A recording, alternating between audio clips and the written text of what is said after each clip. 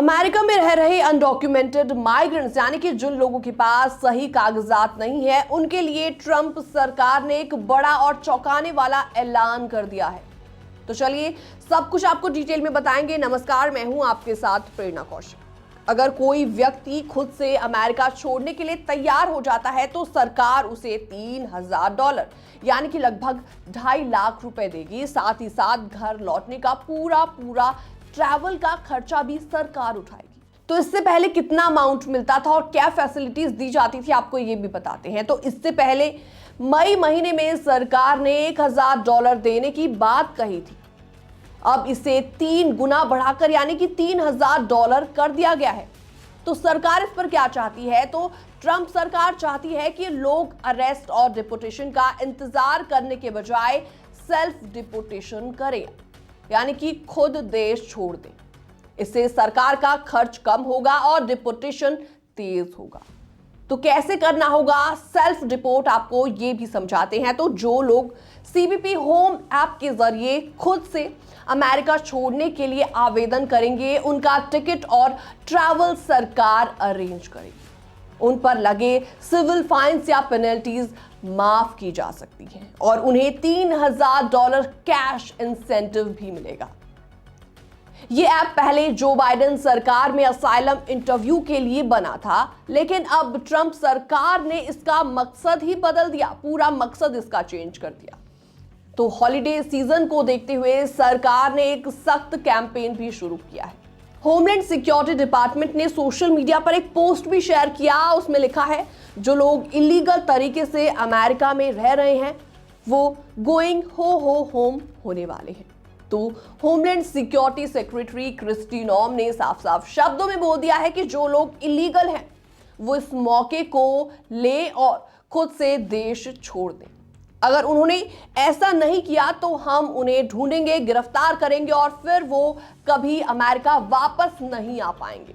तो सरकारी आंकड़े इस पर क्या कहते हैं, सरकार के क्या आंकड़े हैं, आपको ये भी बताते हैं। तो सरकार का दावा है कि जनवरी 2025 से अब तक 19 लाख लोग खुद से अमेरिका छोड़ चुके हैं।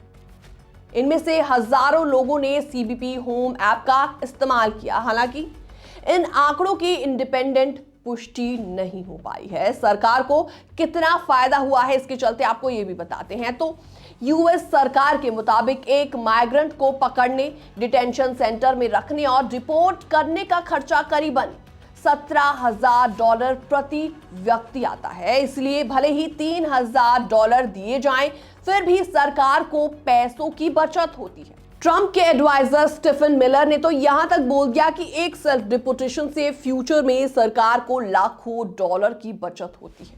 हालांकि उन्होंने इसका पूरा हिसाब तो नहीं बताया।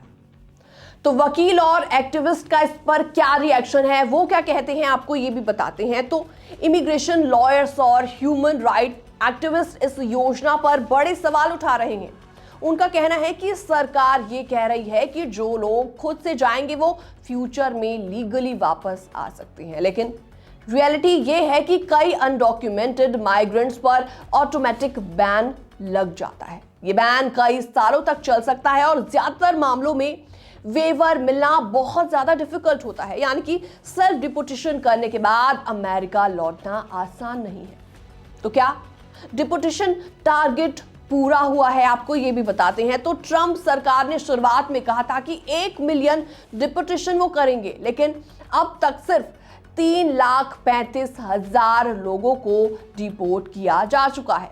आइस ने करीबन 2,85,000 लोगों को अरेस्ट किया है, यानी टारगेट अभी भी पूरा नहीं हुआ है।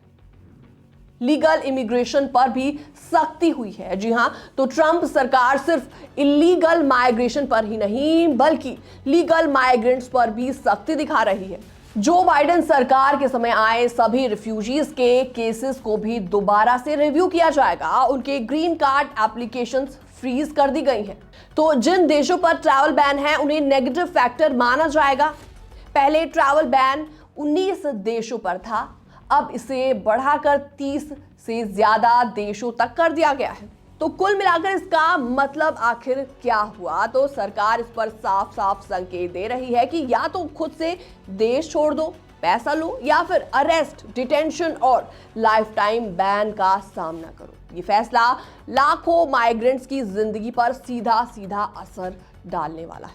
फिलहाल पूरी खबर को देखने के बाद अगर आपके मन में कोई सवाल है तो कमेंट सेक्शन में आप अपना सवाल भी पूछ सकते हैं। बाकी तमाम अपडेट्स के लिए आप बने रहिए हमारे साथ।